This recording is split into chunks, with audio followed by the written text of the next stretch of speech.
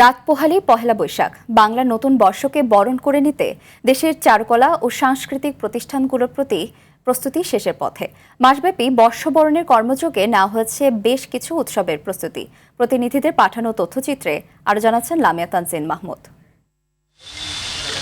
ভোরের আলো ফুটতে তখনও ঢের বাকি। শিল্পনগরী চট্টগ্রামের কাজের টেবরি মোড় থেকে ডিসি হিল সড়ক পর্যন্ত প্রায় ১.৫ কিলোমিটার পথ জুড়ে শিক্ষার্থী, সাংস্কৃতিক কর্মী ও বিভিন্ন সংগঠনের অংশগ্রহণে আঁকা হয়েছে বর্ণিল আলপনা। রং তুলিতে ধরা পড়ছে বাংলা চিরচেনা প্রতীক লোকজ নকশা। প্রতিটি আঁচড়ে ফুটে উঠছে হাজার বছরের ঐতিহ্য, আবহ আর বাঙালি সংস্কৃতির গল্প।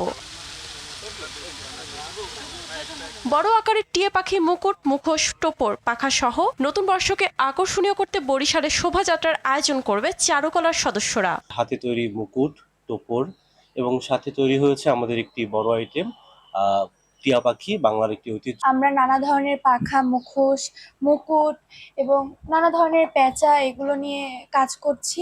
নববর্ষের ঐক্যতান, গণতন্ত্রের পুনরুত্থান স্লোগানে জাহাঙ্গীরনগর বিশ্ববিদ্যালয়ে উদযাপিত হতে যাচ্ছে এবারে বাংলা বর্ষবরণ।